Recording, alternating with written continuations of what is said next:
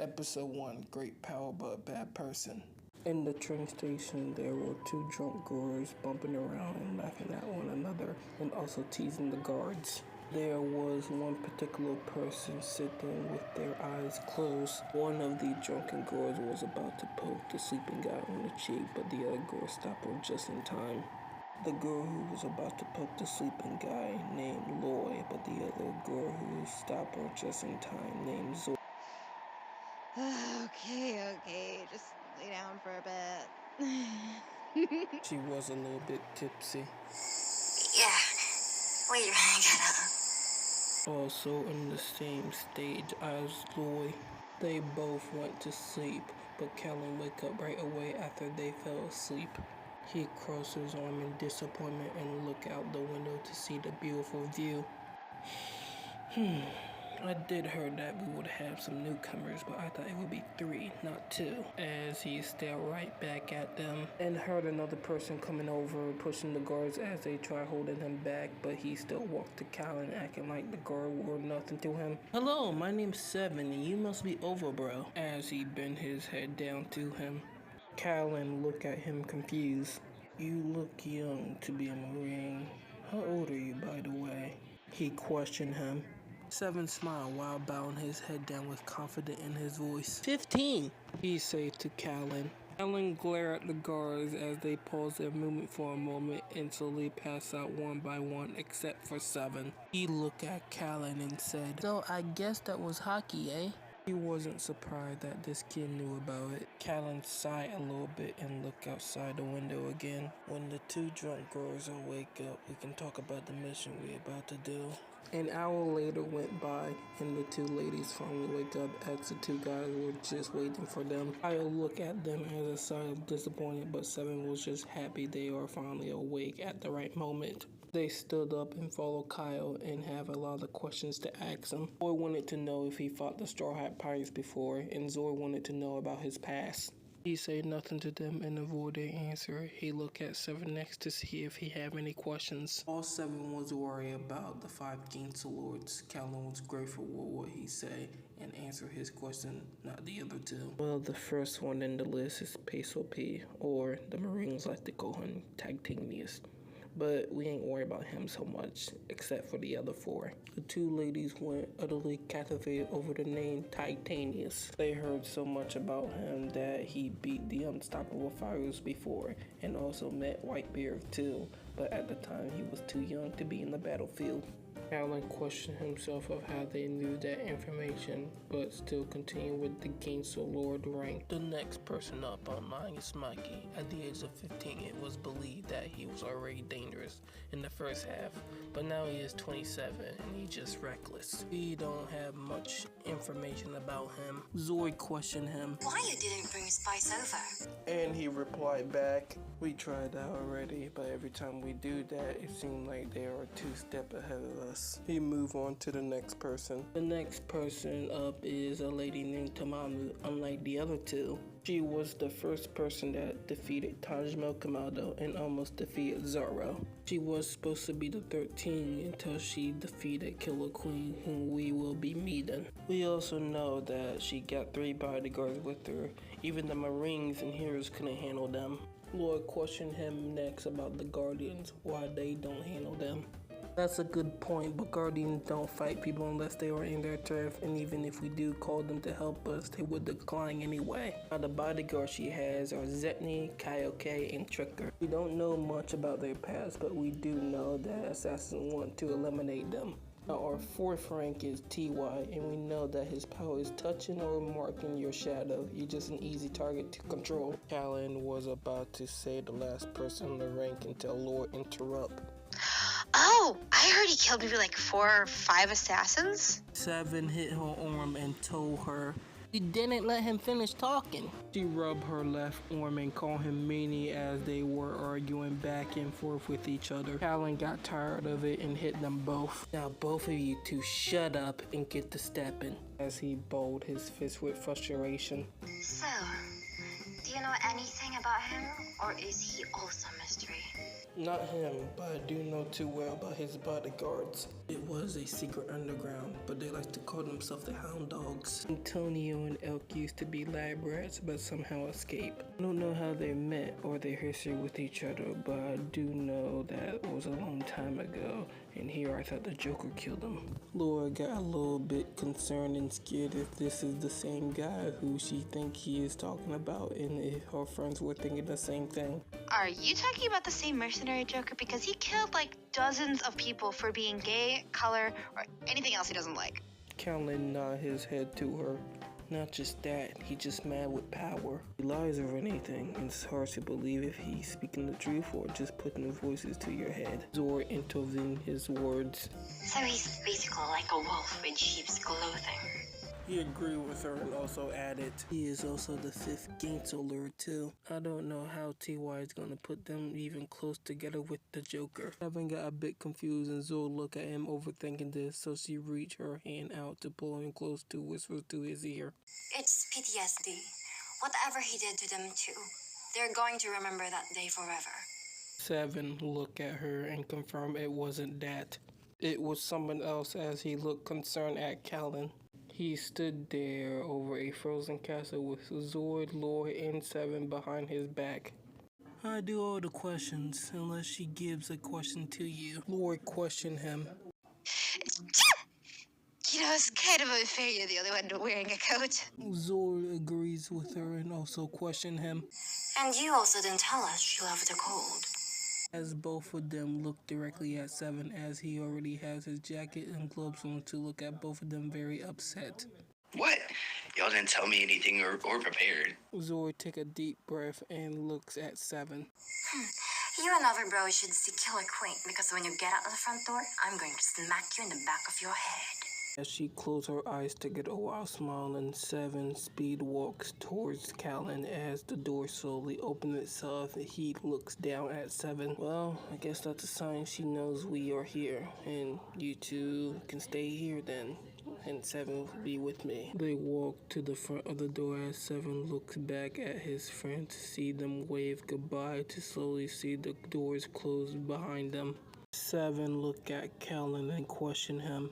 Why you don't talk about the Hound Dog so much? He walked forward but was still listening to her and just looked very annoyed by that question. And your point is? My point is, it seemed like you're leaving some stuff behind that you don't want to tell us. He turned around to 7 as if he wanted to punch him right there on the face, but something stopped him. A tall lady who was about 8 foot approached them. Her head pat Callan as he sighed and turned around as she looked down on him. Oh, hello you. We meet again. So, what do you need now? Frustrated by the fact that she looked down upon him, so he gave her a cocky answer for mocking her being the lowest rank. You sell guns and drugs and also give information to the government. How you know so much but still in the lowest rank? With a little smirk on her face, she stood up and walked to another bigger room and made a table and 3 seats from ice. If you may, please sit down. Refused, and so did 7. We want to know what the 5 Gangster Lords is doing and playing. She put her hand up to point at him. First of all, respect our name. It is called the Wu-Tang. And secondly, if you two only call them gang lord or drug lord, everyone will kill the hell out of you. It doesn't matter if you're Marines or working with the government. He rolled his eye but still respect her wishes. So what are the Wu-Tang plans anyway? She looked at him and answered his question. It's pretty obvious with the Joker and 2 plans, but the others, I have no clue. Maybe some of them have good intentions. He slammed his fist to the table. I understand that you think Wu-Tang are all the same, but Titanius is the only leader that keeps it contained. Without him, the world will already be in chaos. Callan took a deep breath and told her what their plans.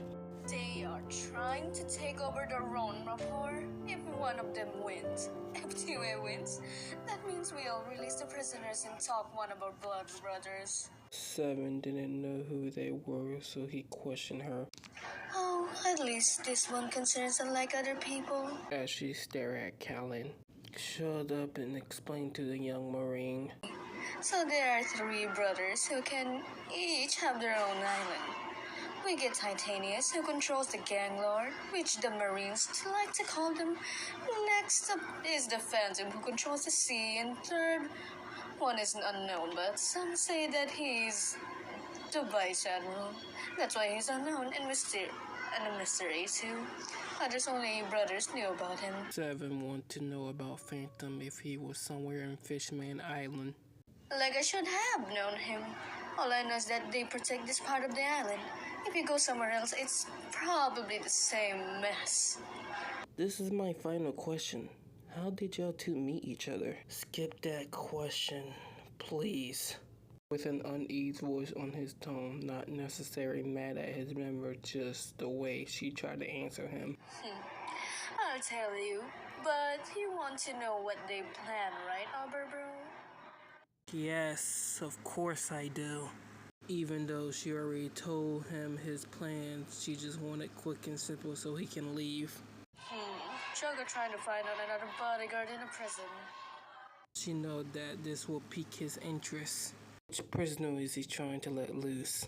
She, correcting him. She must be very powerful if Joker wanted Lady to be a first command. Third, as she corrected him again.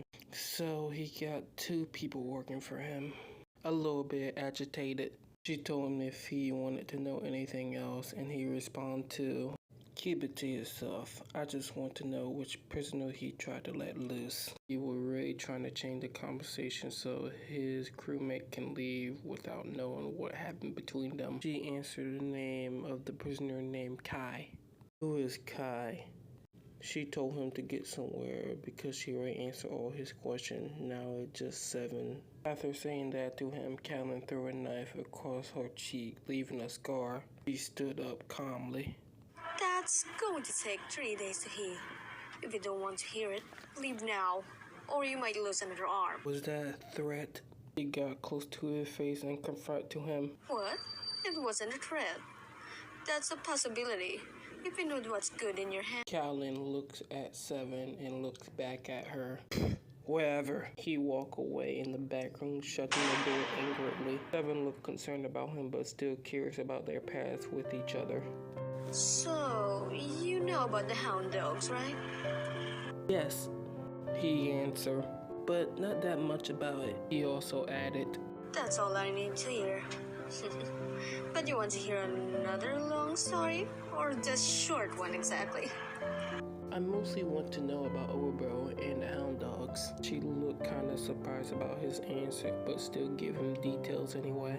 Well, a long time ago, the hound dogs used to be a secret underground for kids. Most likely to be a weapon. Callan and Joker were 1 through 50 of them. There were 50 people in this underground? And not just that. There were also 10 babies who were supposed to be more powerful than the dogs. But that fell steeply. Our commanders let us fight 50 or other people every day. It doesn't really matter if you want to break or not, but something changed that day. 10 years ago, there was an underground called Hound Dogs. At the time, there was only 3 bodyguards looking over the kids. The first bodyguard named Gates, who was a master swordsman. The second bodyguard named Monado, who was the muscle. And the last bodyguard named Fang, who was the smart and the collective one of this, but something would change that day. It was the same usual thing in Joker, who they call Fume and speak up to one of them. What about Deal? He asked one of the bodyguard. Gates and Monado stare at each other and look at Fang. Want to answer his question, and she looked at them to answer his question, and they did. It's the deal, Fume. Monado answered of belittling him and his name, but Joker didn't care. All he did is smile at him. I can't wait to cut your head off. This didn't seem like a threat to them because all he is a little boy who doesn't know any better. They whisper to each other and Monado respond back to Joker. Hope you don't cry about this. Took his shirt off to scare him off, but that didn't work out. All Joker did is smile at Maldonado, so he decided to show him who boss in here. All the other kids was scared or intrigued about this fight. Gates put her hands up. This didn't put a smile on Joker's face. I want to see you deal with another opponent instead of Gates order him. And who will that be, sir? Joker contradict him as Gates point over at Callan. Looked like he has no emotion at all or something like that, but it didn't matter. All she wanted to know who will win this fight because she never saw the fight before. Monado stepped back as two of them stepped forward to face each other. He slowly took his gloves off and turned around to face them. You know, I find this funny. As Callan thought he was distracted, he made a dash to attack him. As soon as he did that, Joker jumped up top of his arm and stood staring at them with his knees bent down. But you got the audacity to let someone else handle your fights. This invisibly upset Gates and Monado, but Fang was still collective and calm, and whispered to Gates as Monado approached the Joker and Callan staying back. He charged at the Joker. He was supposed to dodge or duck his attack, but he didn't. He wanted the full force of his power, and he got it to the wall. This has to break some bones, but he stood back up and laughed it off. This frustrated Monado, so he slammed into the wall over and over again. Gates pushed Monado off of him. Remember, don't touch him for too long. He heard bones coming together and laughing. Too late. Quickly draw his sword out and cut his right arm. Hey now. Didn't seem like anger or being scared of two people fighting into the mix. This seemed more like excitement. Monado, you okay? Gates turned around to see that Monado's head was already cut off. Gates turned back at Joker as you see his gore-covered arm turn to a blade. Gates already has his first sword out. He was about to reach for his second sword, but Joker quickly dashed to him to not even give him a chance to reach for his other sword or catch his breath. He pushed him a little bit back to have enough time to stab him in the head and the heart. There. Gates said to Fang, also taking a breather. As soon as he turned around to Fang, his body didn't feel right. Like his body couldn't move, but his head was slowly falling off. Joker stood up and took the sword out of his head and heart. Ooh, what a good show. He looked at Fang. Now your turn. She wasn't fazed by his threat, just impressed what he'd done. You do know if you kill me, the BFE will surely come and check this out. He smiled. I don't care if they do come. Walks up to her as she walks up to him ready for a fight. When they do come, I'm going to make sure your arms and legs are ripped off until you beg me for mercy. That one I can have the pleasure of killing you. No combat, just ready for a fight. Now present day. You see how that ended? In the information I read, he beat her up to death. Not just it seems like a rag doll, puppet, and play toy. That was the first time I ever felt in fear in my life. Seven stood out the table, but Killer Queen gave him a question. You know, in Hound Dogs, they were keeping the secret of the babies. And it's funny to me that your name is Seven, nothing else.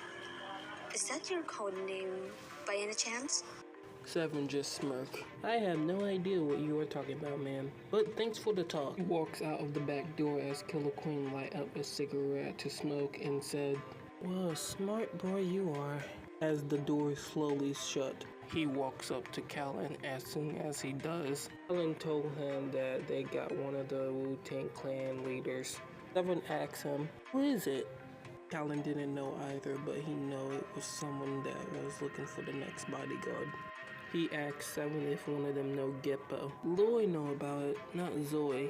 Callan thought about who was going to lift her up. Of course, Seven couldn't do it because he's just a boy and he couldn't lift her up anyway. Even Lloyd can't do it either, he assumed. It was up to him to handle this, so he looked at Zoe and put her across his arms. Okay, let's go, you two. Aw, the knight in shining armor is holding me like a princess. With a playful manner, Callan sighed and Geppo to the city of Ranapur. It didn't took them too long to be there, only about 10 minutes, and all they can smell is dead bodies, cigarettes in the air, and nasty filth. Seven still were curious who saved the kids. He knew it wasn't the Joker because he was too busy being controlled. He treated them as toys or robot soldiers. So who actually saved them kids? Callan looked at him like he knew what he was curious about. All you got to know are the four guys I seen called themselves the BFE. Do you know how they look like or name? Seven questioned. No, but I did feel a dark energy around them. All they did was ask me where all the kids were, so they walked like I was nothing. That's all I can tell you, he answered. They finally made it to their destination but have to walk past some people. It was just bad like always. This is why the hero or the marine don't be around here, because of the ignorant stares. Like a look, you don't belong here, but for them they couldn't do anything about it. They walked to the prison after taking 35 minutes to be there. All honesty, it shouldn't took them too long to be there, but the people were so disrespectful to them that the four of them had to go around them who were in the way. There were 4 doors in the prison walls in a tall building called Hellspawn. They went to the right side of the door, about to be inside, but the door opened itself and through one of the spies named Storm by Callan. They hear a familiar laughter. Only Callan recognized this laughter as they slowly went out the door. There is another guy behind him who was more concerned of getting out. The guy who in front of him, all you can feel is hatred. No other than the Joker himself. I knew you would bring a spy, but I wasn't expecting for the newbie to be one. No, the old folks who know everything about this prison. How sad. Zor and Lord pulled out their swords and Seven is ready for Callan command. Zor wasn't worried about the Joker, she was more concerned about the other guy behind him. 8-foot-tall stranger pointed at them and asked the Joker, who were they? A voice that can crawl over your skin, and his name is Gosuta Kira. Gosuta Kira is an 8-foot guy besides the Joker, wanted to be the most dangerous man on Earth, the one who fought Yujiro Hama to prove he was not the strongest creature on Earth. Defeated Vegeta and Goku and took a punch by Saitama. Some people think it's a lie, and some people say they actually saw the incredible things he did, and this is why he is the most dangerous man on Earth. Oh, I do not know 3 of them, but I do know I do better. Ain't that right, Overblow? It was surprising and shocking at the same time, but everything was silent at the moment until Lloyd speak out loud. That's your brother? To be continued. I'm being all honest, this should not take me this long to get a story done. I thought it would be a lot shorter, like probably like 3 months or 4 months by now, but it took me 2 years. 2 or 4 years to get this one episode done. So yeah, shout out to the people who actually helped me out with the voice acting, and make sure to give them a huge follow in Facebook or YouTube or Instagram, wherever they got. They didn't want me to show their Instagram, but yeah, that's how it is. So yeah, good luck with that. Aya 7087 voice actually. Glorious Mando D Brando, if I'm saying this name right, I'm probably ain't, but remind me. Who will voice acting Killer Queen. Jami, who will voice acting Zoe, if I'm saying that name right. Evan, who was basically voice acting himself. Damn, his voice was deep, but hey, that's how it is. Crimson Angel, who will voice in acting Faye. It basically like a background story, but yeah. Next time, I'm just gonna do the picture and voice and send it to YouTube, so it'll be a lot easier and faster for me. I will still say episode 1 or 2, but I'm not gonna do this again.